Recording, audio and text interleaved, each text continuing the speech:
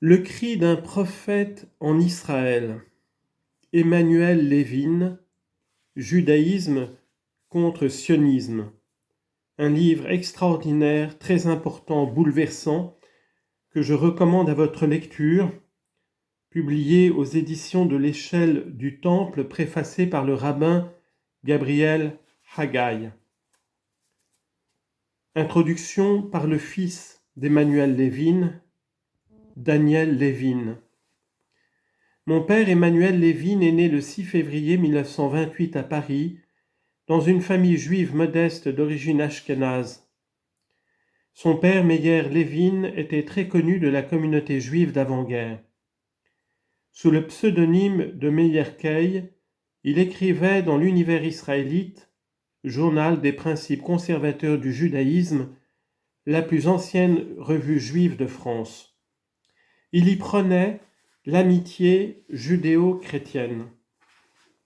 Son fils suivra cette voie. Il était administrateur et secrétaire de direction de la revue Shalom, revue mensuelle de l'Union universelle de la jeunesse juive créée en 1923. Mais en février 1944, Emmanuel avait alors 16 ans. Ce père admiré a été arrêté par les nazis à Paris alors qu'il guidait un ami juif aveugle qui se rendait à une messe à Notre-Dame, invité par le régiment de son fils qui avait été tué à la guerre de 39-40.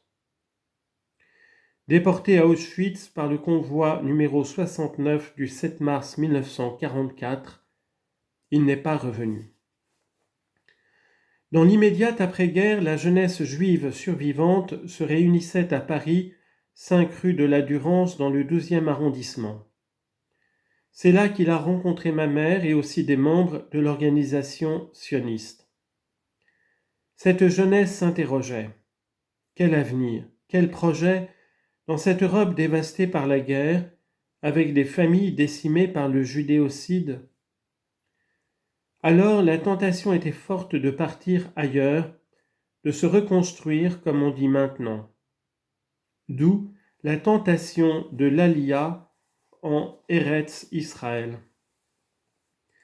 C'est ainsi que mes parents, fiancés à ce moment, ont participé de façon active à l'aventure de l'Exodus en juillet 1947. Il s'agissait de convoyer 4000 survivants, bloqués dans des camps de personnes déplacées en Allemagne, pour les embarquer à Sète en direction de la terre promise sur un rafio pourri.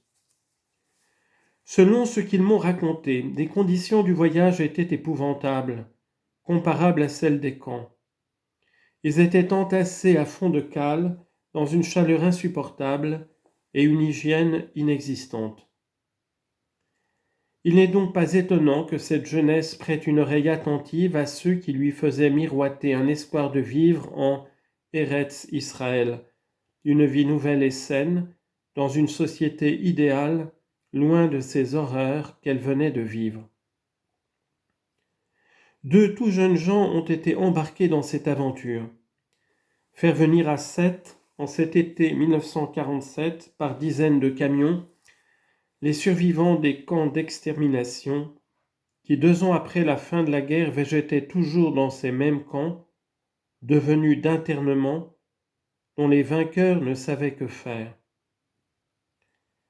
Pour les faire monter sur un vieux rafio pourri dans des conditions d'hygiène épouvantables à fond de cale, avec interdiction de communiquer avec l'extérieur, la population, les journalistes.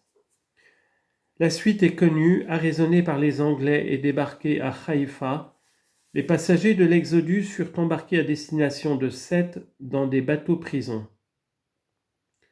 De retour à Sète, il leur fut proposé de débarquer.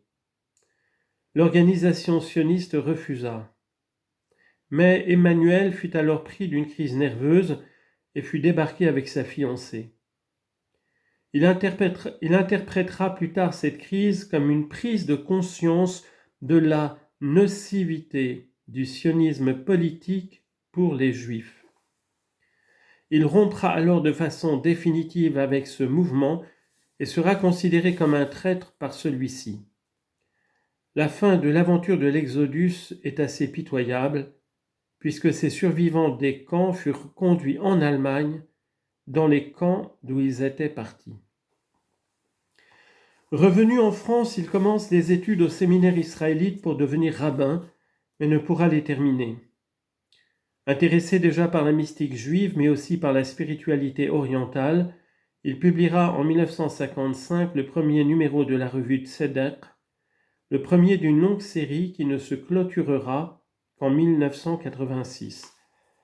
Il poursuivra cette publication malgré les difficultés financières. La revue avait un rayonnement certain dans le monde juif, mais elle n'a jamais nourri son homme.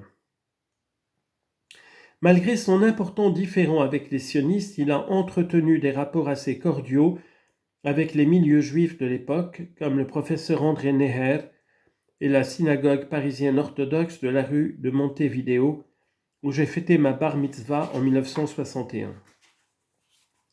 En juin 1967, c'est la guerre des 6 jours.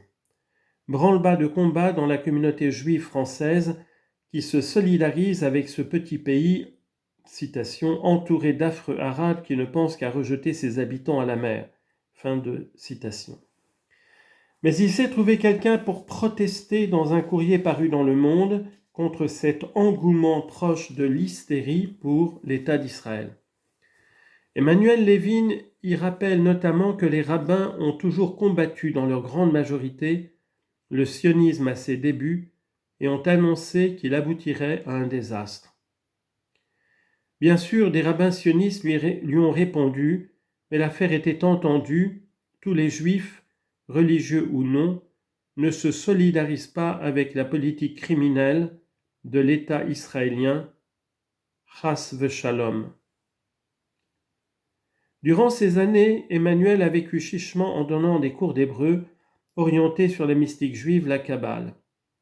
Il s'est entouré d'un petit cercle d'amis issus de milieux assez différents, parmi eux des juifs ou des juives, mais aussi des chrétiens, des marxistes, un karaïte, etc.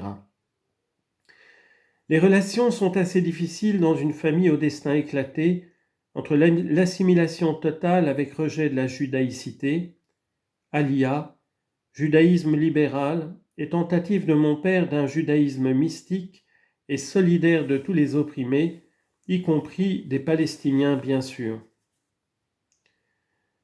1969, année érotique, chantait Gainsbourg.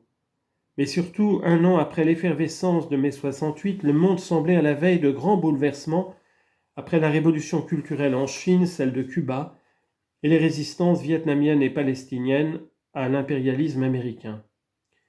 Il faut avoir en tête cette effervescence si l'on veut situer le contexte de la parution de ce livre, Judaïsme contre sionisme. Le parcours d'Emmanuel Levin ne s'est pas arrêté à cette publication. Mon père a continué son activité par l'édition assez régulière du journal Tzedek et de plusieurs brochures sur la Kabbale. Il a aussi dialogué avec le révolutionnaire juif marxiste Abraham Serfati avant son arrestation par les autorités marocaines en 1973. J'ai pu assister au lancement du comité de soutien à ce révolutionnaire dont mon père a été à l'origine. Un jour de juillet 1989, je reçois un coup de fil de maman. Ton père est mort. Il vivait alors seul dans un appartement quasi insalubre dans la ville bretonne de Morlaix. Inutile d'expliquer ici que les instances officielles du judaïsme français, tout au soutien inconditionnel à la politique israélienne, l'ont superbement ignoré quand elles ne le qualifiaient pas d'illuminé, voire de traître. Mais n'était-il pas plutôt en accord avec une tradition très ancrée dans le judaïsme, quel que soit son degré d'orthodoxie, qui pensait que le salut ne pouvait venir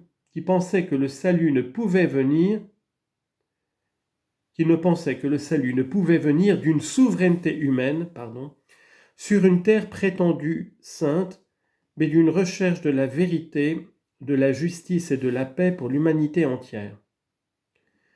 Dans bien des domaines, il fut un précurseur car en son temps évoquer la Kabbale était assez mal vu. Précurseur aussi du mouvement écologiste. À la maison, nous étions tous végétariens, ne mangeant que des produits naturels.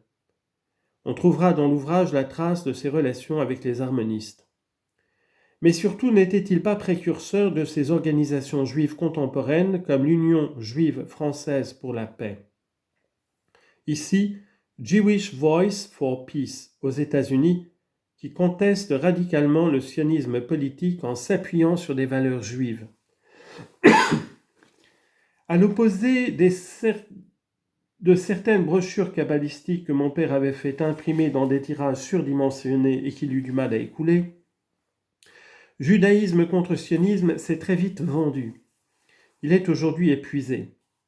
Sans doute correspondait-il à un véritable besoin ressenti par nombre de juifs d'une parole forte qui rappelle les fondamentaux de la réflexion juive à l'opposé du militarisme et du colonialisme israélien.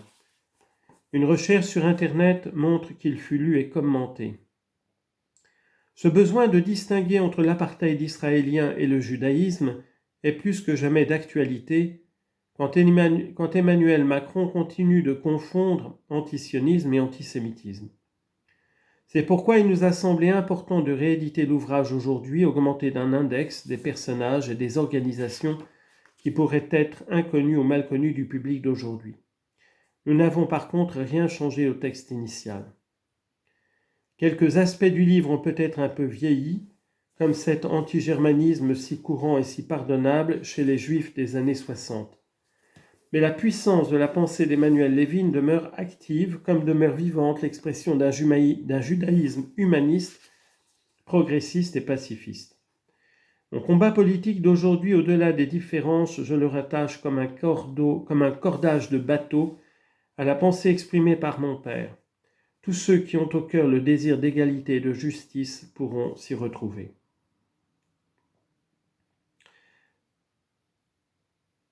Dédicace de la première édition de mon père, à mon fils Daniel pour qu'il soit toujours Daniel, qu'il agisse constamment selon la justice divine et qu'il ait toujours à l'esprit les enseignements de vie de ses pères.